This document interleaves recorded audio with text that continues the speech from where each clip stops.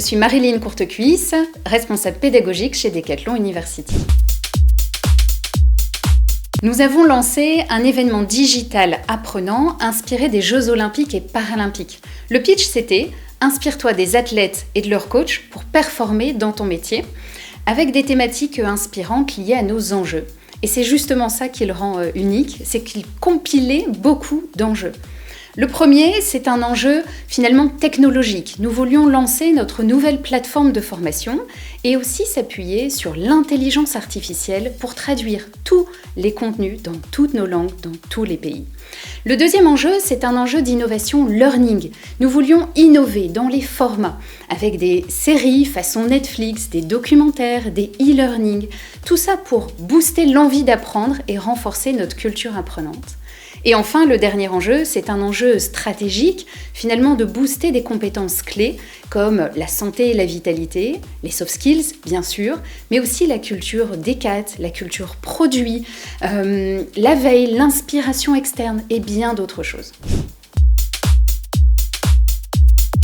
Pour lancer ce projet Learning Flame, nous avons dû mobiliser un certain nombre de parties prenantes internes et externes. Et ça a été là aussi un nouveau défi, un défi humain. Il a fallu mobiliser toutes nos équipes en interne chez Decathlon. Même notre fondateur, Michel Leclerc, a délivré des capsules de vidéos inédites. Et bien sûr, beaucoup de partenaires externes. Enfin, pour booster son efficacité et faire en sorte que ça marche partout, on a bien sûr déployé un plan de communication spécifique. On s'est appuyé sur des ambassadeurs locaux, évidemment. On a aussi varié les supports de communication, mais surtout, on est allé au plus proche du terrain, en proposant des workshops pour les services centraux, en animant par exemple un contenu en début de réunion d'équipe, et aussi en adaptant nos contenus au brief du matin pour les équipes magasins.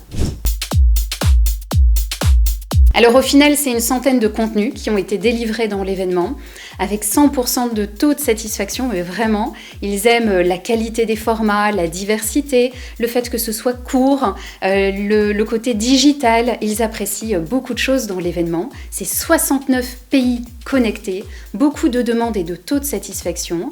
C'est aussi une sensibilisation au handicap qui a été renforcée grâce au témoignage des athlètes paralympiques sur de la résilience et de la cohésion d'équipe. Et au vu de toutes les demandes que l'on reçoit, on est bien parti pour une édition 2 qui se profile en 2025.